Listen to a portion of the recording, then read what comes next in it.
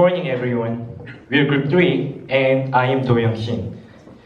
We tried to find out an interesting topic for today's presentation, and we found. We bring very interesting topic. The title is The Effect of Washing Hands on Restrict or Fouls in Sports based on Embodied Cognition Theory. We move on to contents. We will cover our content with those, and before we get into introduction, you guys must know what embodied cognition theory is, because this is the main theory of our study, and it will help you to understand our presentation. And introduction, method, result, and conclusion will be last. Let's start with Kim.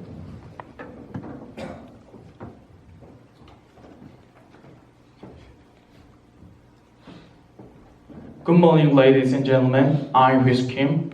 I will explain about Macbeth's effect before the embodied cognition theory.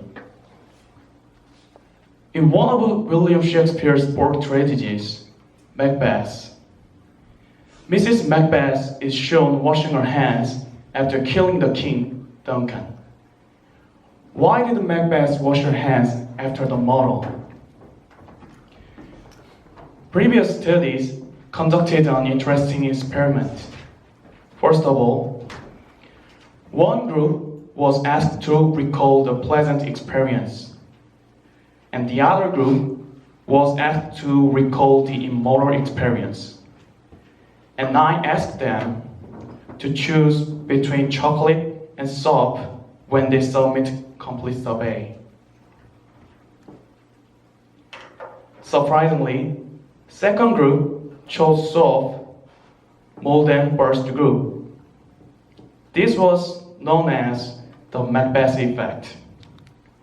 Showing similar research as Macbeth tried to cleanse her sins through hand washing after the murder. Macbeth's effect can be confirmed by the embodied cognition theory. This theory says that all body acts is viewed part of the mind. According to brain studies, the effect of embodied cognition reveals that the body and morality are closely intertwined. The emotional control part of the brain, prefrontal region, is directly connected to person's moral judgment. In other words, body signal affects the emotion to influence moral judgment. As I introduced earlier, the relationship between physical cleanness and moral mind is intended to reveal its correlation with the background of the embodied cognition theory. We are back in the first lab. After having people imagine immoral, the survey of the purchasing intent of a particular product showed that the preference for cleanness, such as hand sanitizer and mouthwash. Contrary to the tendency of the subject after committing immoral acts, the researcher tested how the subject first experienced cleanness and then approached moral matters. As a result, the subject who experienced physical cleanness showed a tendency of stubbornness in moral matters, to maintain a morally clean state. Thus, the experience of cleanness could have a correlation with a sensitive effect on their moral mind and judgment. And now, Junmin-ga is going to talk about introduction.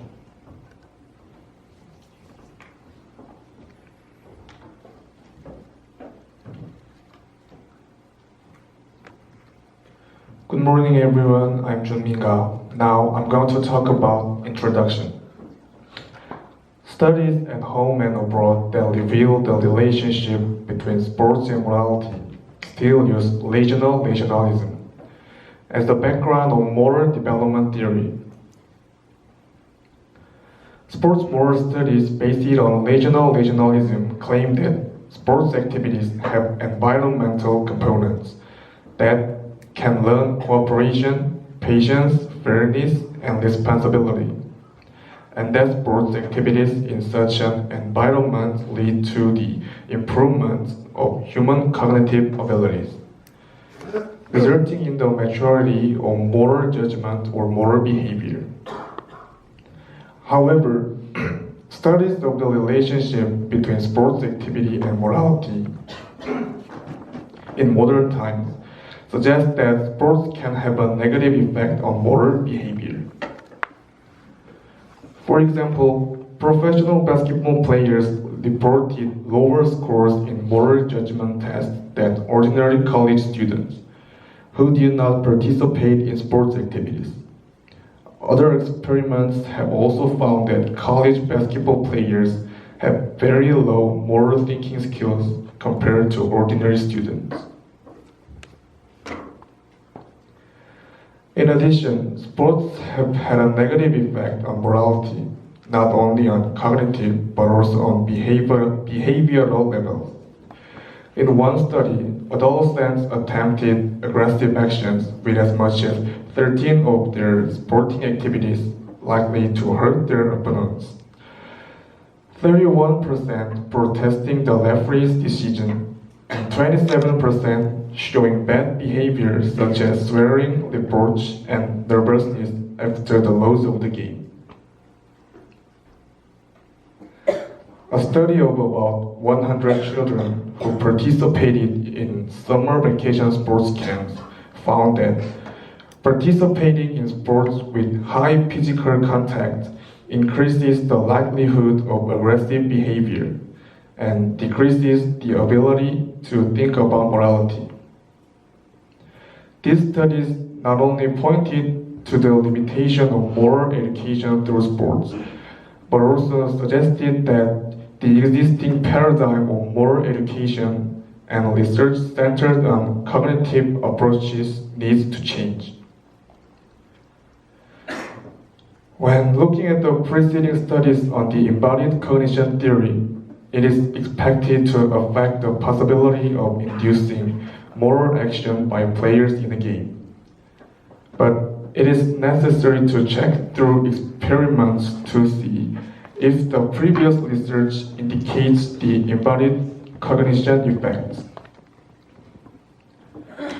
Therefore, in order to create cleanliness, the pre-game hand-washing behavior affected the body egg area, and the evaluation of the moral judgment and behavior of the athletes was observed and analyzed, not in the laboratory situation, but in the actual sports event.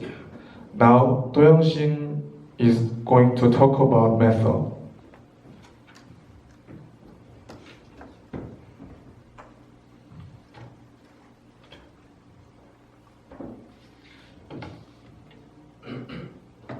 This is Do-Young again, and I will continue the presentation to explain how they progress their experiment. They chose futsal as their sport. Some people may not know what it is. Futsal is a Portuguese compound word. Futebol means soccer, and sala means indoor, so it is kind of indoor soccer. Why they chose futsal? Because it is played in small court and play time is short. Thus, many fouls may occur during the play. The subject of study was 10 futsal teams with 72 people. Researchers tried to prevent subject repentance effect, so they explained that it is a hand-washing campaign. There are 3 tools that researchers use for their study: sportsmanship, number of fouls, and score or those. Before the experiment, they are used MSOS, which is multidimensional sportsmanship orientation scale, to check out participants' cognitive homogeneity. Since FIFA gives the Fair Play Award, the number of fouls is one of the most important appraisal standard.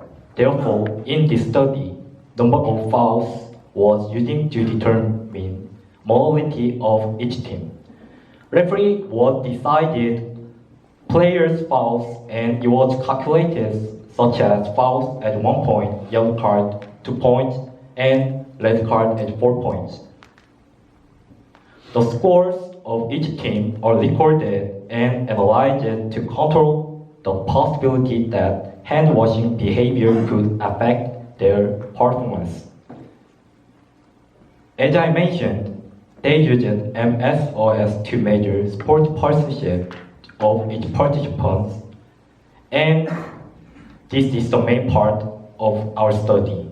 10 games of the preliminary games are analyzed, and one of 2 teams was chosen as the experimental group before each competition. 3 minutes before each game, the chosen team members are washed their hands for 30 seconds with the soap,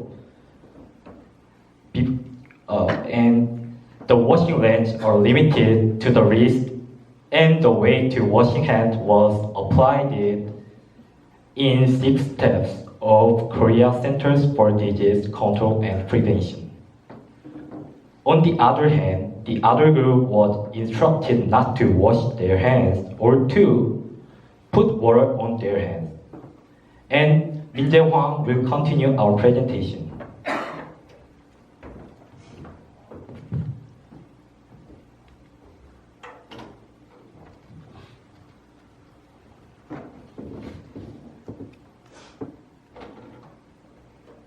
Hello, I am Min Jae-hwang and I'm going to present our result.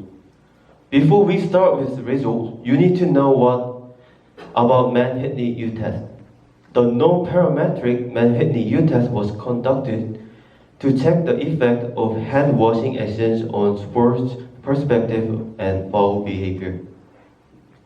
Man-Whitney U-test is a method to analyze the difference between 2 groups when the number of samples in a group is less than 30. Before hand-washing, the average sports perspective of each team was analyzed as t-test to find out the differences between the team's sports personship of the experimental and control groups. As a result, there was no statistically significant differences between the 2 groups at the level of sports personship. As you can see in the chart 1, experimental's median value is 3.93, and the control group's median value was 3.94. The Man-Whitney U-test was conducted to determine the differences in team fouls between groups due to hand-washing, and the results were given in chart 2. There were statistically significant differences in the test results. Specifically, the number of fouls in the experimental group was found to be less than the control group. Now, Seung-yeon Lee is going to present our conclusion.